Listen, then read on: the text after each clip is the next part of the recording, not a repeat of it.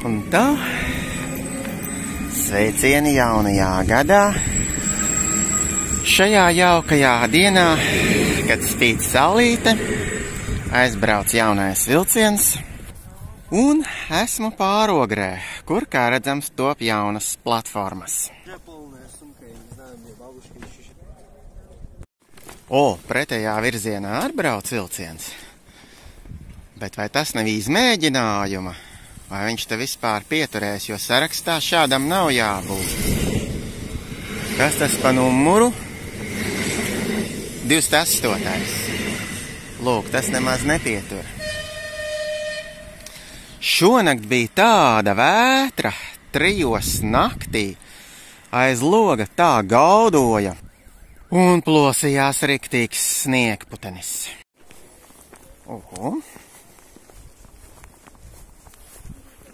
Nu lūk, no šejienes pēc Googles ir 15 minūšu gājiens ar kājām.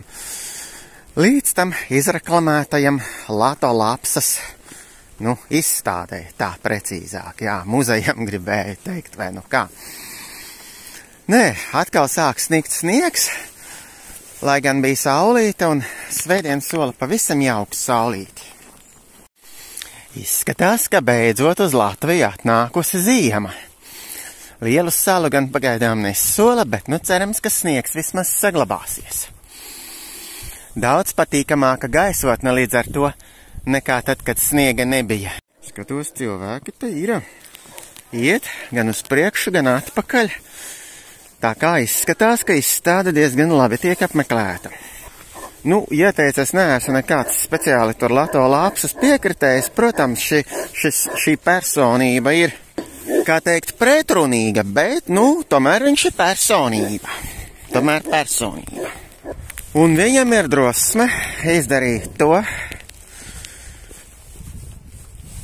kas citiem,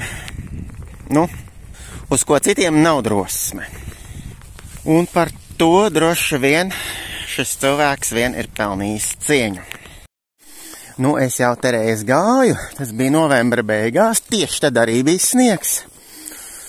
Un jāteic, diezgan lielas pūles prasīja, lai vispār šo vietu atrastu. Nezinātājiem te nav tik vienkārši. Tagad es jau ceļu būtībā zinu, tāpēc virzos uz priekšu un jāskatās, lai paspētu, jo izstāde ir atvērta tikai līdz 3. Toreiz es biju pēc 3, tā kā iekšā netiku. Es pat šajā krustojumā samulsu, vai šeit bija jāiet. Likās, ka šeit, bet šeit ir pat uzlikta zīme. Lūk. Jā, tad šajā te krustojumā ir jānogriežās pa kreisi, lūk. Tad šeit pa labi. Te kaut kāds tā centrs ir sociālais vai kas. Un lūk, te jau parādās tas bunkurs. Tad tas ir bijušais Pazemes kodolbunkurs. Un tā vismaz tiek teikts. Lūk, te jau viņš ir. Un te arī tā izstāde. Cerams, ka tagad būs vaļā. Lūk, dodos iekšā. Te jau pieejas paskaidroja, pastāstīja par šo bunkuru sistēmu. Tur esot vairākas daļas. Te tikai neliela daļa ir atvērta. Te bija savienota vesela sistēma, kā sapratu, kilometru garumā vairāku.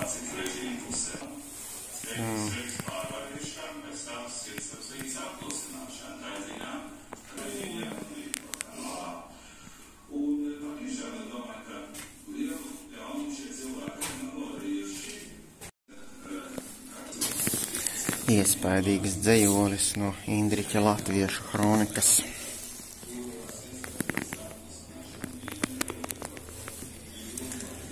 Tā, tad šeit ir tas bunkurs, un pa ceļam te ir dažādas uzrunas un eksponāti. Tā jau domāju, šī ir Kārļa Ulmaņa uzruna. 40. gada 17. jūnijā. Es palikšu savā vietā, jūs palieciet savās, bet redzams, kā sanāca ar to palikšanu. Lūk, jau bija jābalso par Augustu Kihenšteinu un tā tālāk. Kas inicijēja, formāli, protams, Latvijas pievienošanu Padomju Savienībai. Reāli tas viss bija izlemts Maskavā. Tā, kas te ir sānu eja? Te ir kaut kas ir. Šeit var saprast, šīs ir atbildes uz Lato Lapsas iesniegumiem, kur viņš ir meklējis telpas šai izstādei. Lūk, cik daudz atteikumi, pat augstākā tiesa, okupācijas muzejs, Nacionālās vēstures muzejs. Lūk, tie visi viņam bija atteikuši. Un tikai, lūk, Ogres pašvaldība, tad acīm redzot, ir atvēlējusi un arī šādas telpas. Es jau nezinu, varbūt viņš pats arī vēlējies tieši šādās, to es nezinu, to vēsturi. Te kaut kādi agregāti ir. Jānis Pauļuks. Latvijas Universitātes starptautiskā zinātniskā konference. Interesanti, par ko? Par ko te runā? Prokuratūra. Šeit ir runa par universitātes profesoru, kuram tika vēl tagad no šīs valdības piešķirts apbalvojums, atzinības krusts. Šeit. Šis, cik atceros, ir Lianas Langas uzraksts. Jā. Aivars Lembergs, ilgadējais Ventspils mērs. Ko tad viņš? Apgalvo, ka viņa sirdsapziņa tīra, bet te ir kāds dokuments. Es ļoti dziļi neiedziļināšos konkrēti tur, ko katrs tur darīs un personās, ja, to nejūtu kā savu uzdevumu. Vairāk tiešām, to gaisotni varbūt parādīt nedaudz. Šo no bērnības pazīstu. Lūk, tas ir Latvijas Padomju Sociālistiskās Republikas karogs. Šeit viņš ir pat izstādīts. Un te, lūk, padomju Latvijas komunists, un vectēvs arī tādu abonēja. Bet viņš nebija komunists, viņš bija diezgan skeptiski noskaņots pret padomju varu. Anatolijas Garbunovs, tas ir pazīstams, jā. Lūk.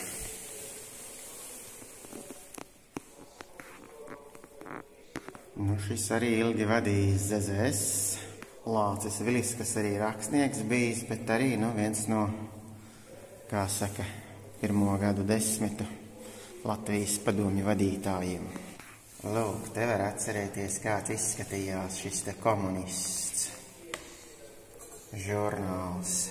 Tas jau 89. gads, tur jau tā pārbūve, pārkārtošanās.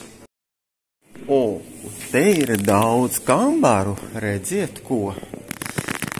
Tur mums, kad pastāstīja par šo te, patvērtni, tad es jautāju, bet kā tad kodolkara gadījumā, kā tad viņi visi paspētu tik ātri, tur taču dažas minūtes tikai tā bumba lido. Tad te pasmaidīja un teica, jā, gan jau vai iepriekš zinātu, vai arī, kā saka, tie, kas izdzīvojuši, tie arī varētu slēpties. Jā, var arī tā. Lūk, te ir jautājums, kā justos mūsdienu Latvijā, Gunārs Astra? Ka lielākā daļa uzskata, ka slikti. Gunāra Astras tāds, piemiņas zīme, var teikt, Rīgas centrā. Lūk, šie slavenie viņa vārdi. Es ticu, ka šis laiks pazudīs kā ļauns murgs. Tas man dod spēku šeit stāvēt un elpot. Un tas bija 83. gadā, pēdējā vārdā, kad viņu notiesāja uz 7 gadiem cietumā un 5 gadiem izsūtījumā. Tas vēl bija Andropova laikā. Lūk, Georgs Andrejevs te var teikt, ka viņš ir atzinies sadarbībā ar Čeku. Var teikt, šeit ir raksts par to, atklātā vēstule, jo tos, kas bija sadarbojušies ar Čeku, viņiem aizliedza kandidēt arī vēlēšanās. Bet ļoti maz bija tāda, kas šo faktu atzina.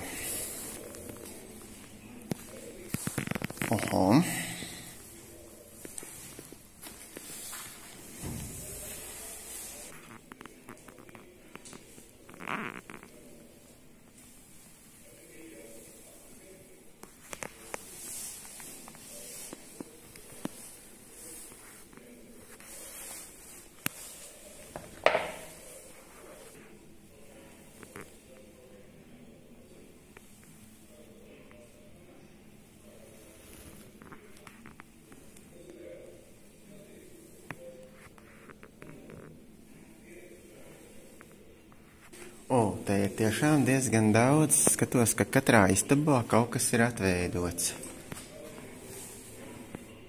Šitās mazās istabiņas var saprast veltītas vienam konkrētam cilvēkam.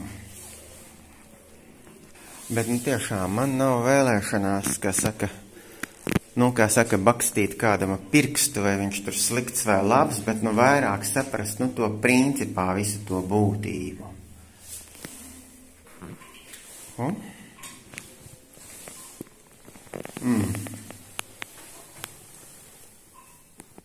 Aha, tā jau pēc bildes likās.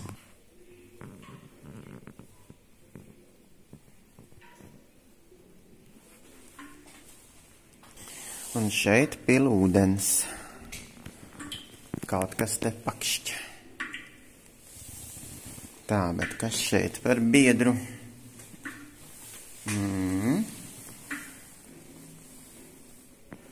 Tad lūk, te ir vēl gabūši tālāk. Jā. Šo arī tagad var izmantot kā patvērtni. Bet, viņa, kā redzams, nav diezko iekārtota. Jārta mani. Un šeit ir PSRS karoks ar visu Ļeņinu. Šie atribūti tagad izsauc varbūt zināmu smaidu, bet vēl skolas laikos tā bija reāla dzīve. Es nezinu, mēs to visu uztvērām kaut kā, man grūti pateikt. Vienkārši kā faktu, bet, teikt, ka kādam Ļeņins būtu kaut kāds alks vai tam līdzīgi, tā es neatceros.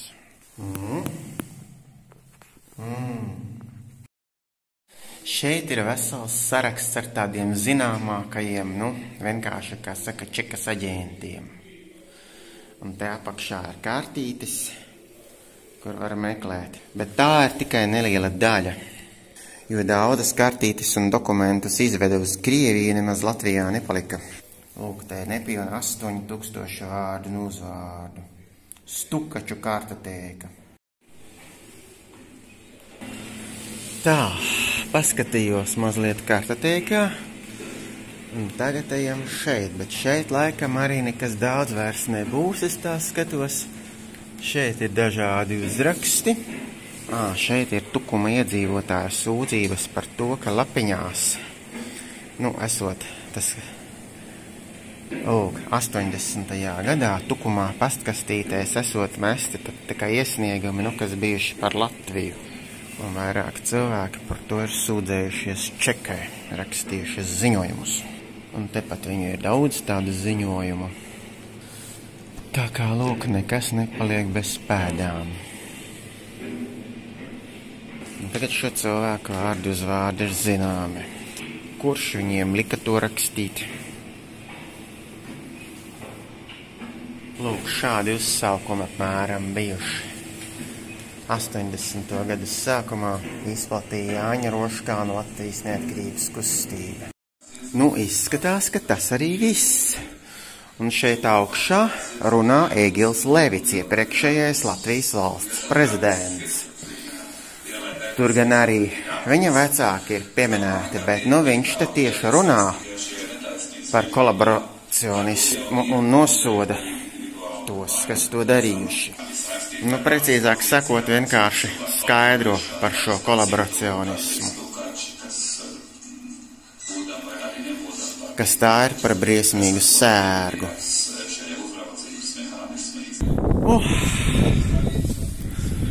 Un esam laukā.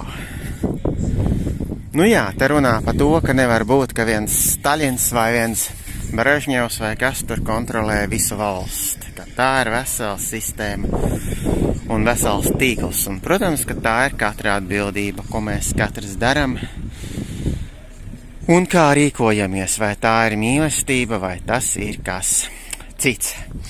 Lūk, jā, šī apskata ilga, neilgāk kā pusstundas, arī tur mazliet to kartotēku paskatīju. Nevaru teikt, ka tur kaut kas, ja kaut ko milzīgu, kaut kādas tur sensācijas vai un meklē, jā, es nezinu, vai tad ir, kā saka, vērts speciāli braukt, bet, Ja grib tā, kā saka, pārdomās un pārbaudīt, vai varbūt kāds radinieks nav kartotēkā vai kāds pazīstams cilvēks, tāda iespēja ir. Te blakus suns. Nu, tagad iešu uz centru, vai ka vēl smuka saulīte spīd. Gribēju paskatīties arī, kā ogre būs vakara laikā, būs vēl kāds skaistums vai kā.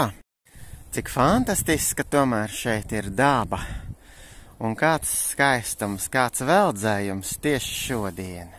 Mums pastāstīja, ka šeit agrāk ir bijusi pionieru nometne, un arī šeit ir bijusi ieeja tajā bunkurā, un tāpat arī viena ir bijusi pat pie ogres estrādes. Un vēl tur kādā vietā. Lūk, kā turpceļā snigas sniegs, bet tagad tāda skaista saule. Vēņš gan arī drusku ir. Un tagad nu esam pie skaistās Ogres upes. Lūk, šis brīnišķīgais tilts, kas savā laikā bija izgaismots Ungārijas karoga krāsās. Tas bija 21. gada vasarā, naktīs bija šis izgaismojums, un es toreiz pat atbraucu, uzņēmu to video. Lūk, cik skaista pilsēta. Un tagad kaut pats janvāra sākums, bet tomēr šķiet pat gaišāks nekā novembra beigās pat bija. Nu, un tā izskatās Ogre vakarā. Jau vairākus iepriekšējos gadus zināja, ka Ogrē gājēja iela un ne tikai ziemas vakaros ir ļoti skaisti izrotāta. Šogad tā vēl nebija sanācis redzēt, bet nu redzam, ka tiešām tas tā ir un arī ļaudis pulcējas, lai arī šodien jau vairs nav nekādu tādu svinību. Gada tumšajā laikā jau gaisma tas ir, pēc kā cilvēks tiecās, un tā jau ir vajadzīga. Tas nav jāsaista ne ar kādiem elkiem. Te mūzika skan, klusa nakts, svēta nakts. Lūk, bez 25 un vēl nav pavisam tumšs. Var redzēt, ka tiešām jau janvāras sākums tikai, bet arvien gaišāks paliek. Īpaši par cik šodien skaidri debesis, tad vēl jau vairāk jau pilnīgi jūtams skaidri, ka dienas paliek garākas.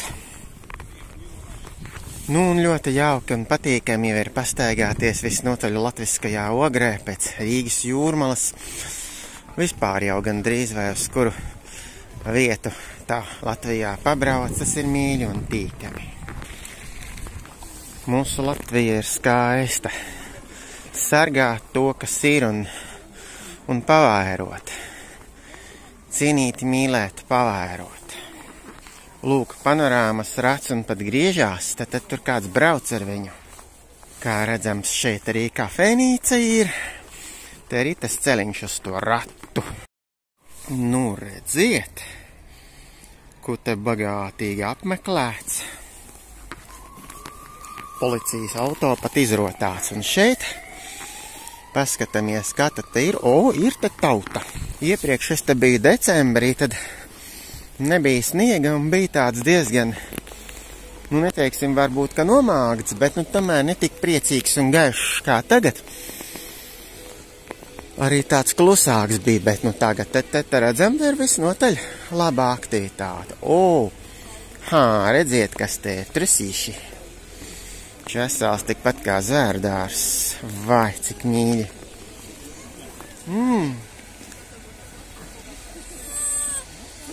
Nu, ļoti jauki.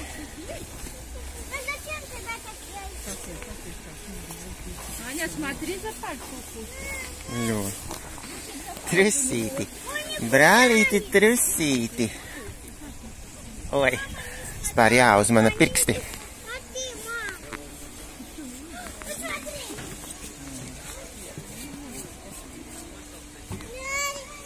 Nu, un šeit tad ir tas karuselis, tas tik maksā. Panorāmas rāds 8 eiro, bērniem 6 eiro. Šis te. Diezgan augsts, interesanti, ko te var redzēt. Apstādina, un tad var iekāpt. Nu jā, kur izkāpj ārā, tur arī kāp iekšā.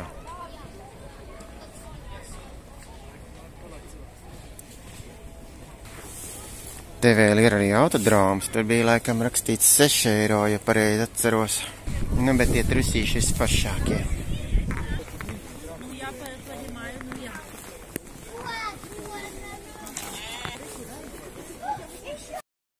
Un mēnesis spīd debesīs. Oho, kas par karogu. Lūk, cik skaisti. Lūk, dabisks koks eglē, nav skaista. Nē, te tiešām patīkami daudz tautas. Šogad jau runāja, kā arī Rīgā daudz ir bijis. Arī jaunā gada sagaidīšanā kāds pat domāja, ka migranti, bet man liekas, nē, tur bija. Es pats esmu staigājis arī pirms tam vakaros Vecerīgā daudz latviešu arī. Vajag vienkārši pašiem drošāk justies Latvijā.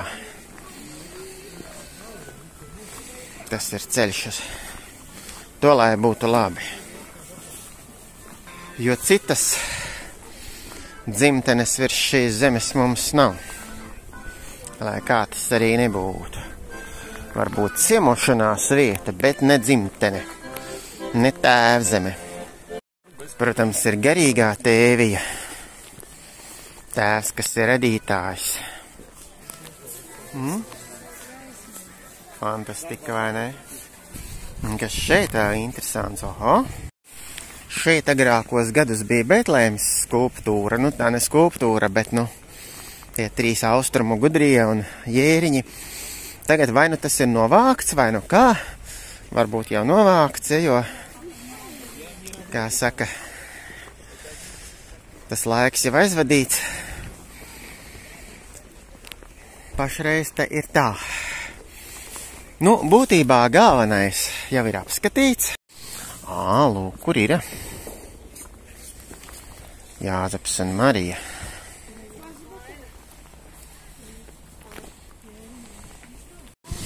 Augstā laikā telefons arī ātri izlādējis.